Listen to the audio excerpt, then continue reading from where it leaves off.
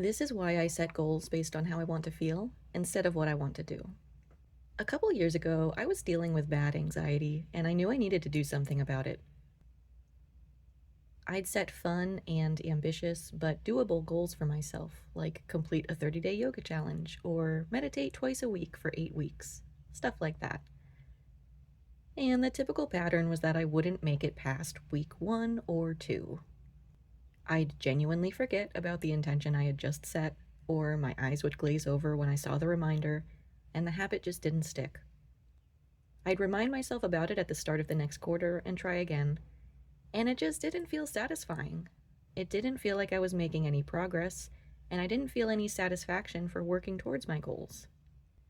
The systems I've tried for setting goals are really good at helping me break down projects into lots of little tasks, but in the long term, they're not very good at keeping me motivated on my own goals.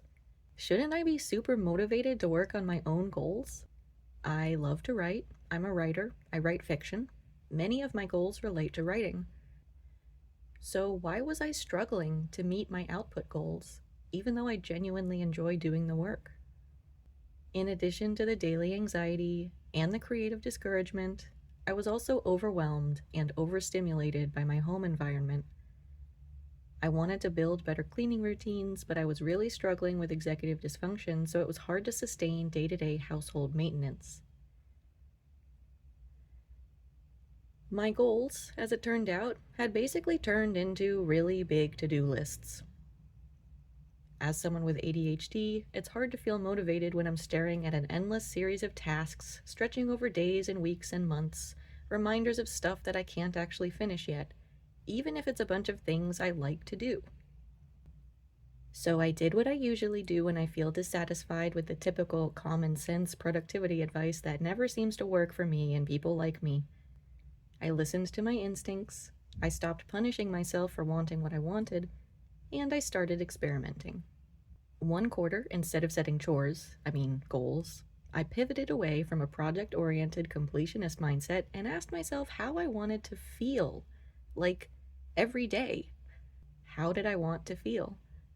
I was too anxious. What was the opposite of that? I wanted to feel peaceful. My home was a mess. I wanted to feel organized and in control. I was overwhelmed and overstimulated. I wanted to feel comfortable and serene. I was mad at myself for not writing enough. I wanted to feel prolific. I wasn't completing yoga challenges. I wanted to feel stronger. Immediately, everything changed. The first benefit is that my emotional goals were easier to remember. I didn't feel like there was a checklist of tasks hanging over my head. I was more likely to check in with my body. How was I feeling that day? Was there some action I could take to reduce any bad feelings or amplify any good ones? The actions I could take were immediately rewarding because they made me feel better in the moment. They solved the immediate problem I was having. And then those positive feelings made me more motivated to keep doing the work. The second benefit is that it allowed me to hold space for contradictions in my life. Like the urge to feel organized at home, that desire inspired me to create routines that give me confidence that things are under control in general, even if they aren't under control at this exact moment in time. I am able to feel existentially organized even in a chaotic environment, because I built trust with myself that the chaotic situation is only temporary and that I can regain control of it. The third benefit is that it helped me feel more successful with my writing instead of punishing myself for not meeting some ridiculous standard. By focusing on being prolific instead of finishing projects, I can feel satisfied anytime I show up to my writing desk, instead of putting myself in a jail cell of dissatisfaction where I only get to let myself out after I've finished writing the whole book. Even after a good day of work, whether it's 200 words or 2,000 words, a writer who is focused on the ultimate goal of finishing will agonize that they can't do more towards that goal. The fourth benefit is that it helped me notice feelings of physical pain or comfort in my body and take steps to manage it. I have pretty poor interoception, which is the ability to feel your internal state, your emotions, and notice what's going on in your body, so this is kind of a big deal for me. This was also the start of my personal arc towards accepting regular exercise in my life as a nourishing and supportive routine instead of a punishing one. And the last benefit is that it's helped me get better at trusting my instincts, listening to myself, and responding to my internal state with a feeling of agency and ability, instead of feeling overwhelmed and powerless to change anything. I have a theory for why the traditional kind of goal setting, the break a project down into tasks kind of goal setting, might not work for people like me. When I sit down to write a to-do list, I create a world in my mind where the work is already done. I have just imagined it being done. There's a part of my brain that now believes it should be done already. So when I tackle my to-do list, the entire purpose of the next few hours is to align my physical reality with the vision of what should be. And it can be kind of uncomfortable to exist in that headspace. Even after you manage to resolve it, it doesn't always feel rewarding. A big part of me usually reacts, well, finally, now it's the way it already should have been. So there's not much satisfaction in this experience. You're trying to live up to something unreal with no consideration whether it's even achievable.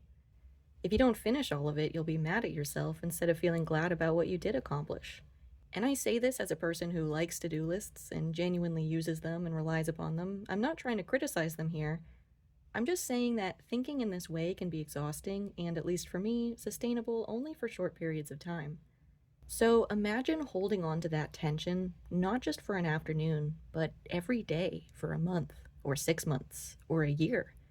Setting goals for a year sounds like setting yourself up for disaster and inevitable disappointment, because you can only ever maybe live up to your expectations. But will you ever exceed them? Can you even imagine what that looks like?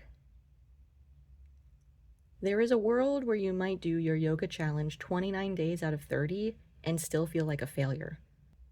But there's also a world where you do one yoga routine every 3 weeks and still feel like you're making progress, getting stronger, and living a life that's authentic to you. Life finds a way of interrupting some of our best laid plans, and if we're too inflexible, or precious, or perfectionistic, it only leads to personal suffering. I'd rather give myself permission to pursue what feels good and enjoy the little things in life. So if this idea resonates with you, here are my recommendations. First, focus on positive language when you set your goals. Don't say you want less pain, say you want more comfort and ease. Don't say you want to feel less pathetic, say you want to feel more capable. Second, focus on what you want, not what you think others want from you. I want a clean home because it makes me feel calmer and more relaxed. Maybe I also think I have to or am obligated to, but that isn't actually what motivates me, except in the negative. Focus instead on the positives and keep asking why and what do I want. And this is an important step. Trust the answers that rise to the surface and believe yourself.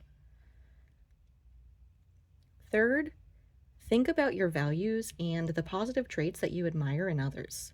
I'm inspired by the children's book author Diana Wynne Jones, who wrote over 40 fantasy books and embodies the prolific virtue I want to live up to. Fourth, think about the goals you've previously set and figure out what the common features are. Do you have a lot of ideas for how to clean your home, or improve your health, or achieve something in particular? You might realize that some of your goals are complementary, or that they all support the same specific need, and that can help you clarify what you want. I think it's been about a year or a year and a half since I started setting goals this way, and in that time I've become so much happier with my creative work and with myself and with my home. And although I've remained flexible about considering new goals each quarter, I've ended up sticking with some that are pretty close to the original 3 this whole time. So here are my goals for the upcoming quarter. Goal number 1 is that I want to feel prolific. This motivates me to write, make YouTube videos, and also engage with creative hobbies. Goal number 2 is that I want to feel more relaxed. This ironically motivates me to do house chores and create a restful environment, but it also gives me permission to spend leisure time indulgently. And it reminds me to monitor things so I don't overdo it on certain leisure activities that might have more negative long-term effects. Goal number 3 is that I want to feel stronger and more at ease in my body. This guides my motivation to do physical therapy, yoga, and exercise as part of my daily life maintenance. focusing on what I'm able to achieve and how my body feels. Feel free to share your goals in the comments and tell me how you like to set goals and whether you have unique systems that work for you. If this video resonated with you, then stay tuned for my quarterly reset video, which is coming out very soon, and subscribe if you'd like to be notified when that comes out. Thanks for watching, and have a good one, everybody.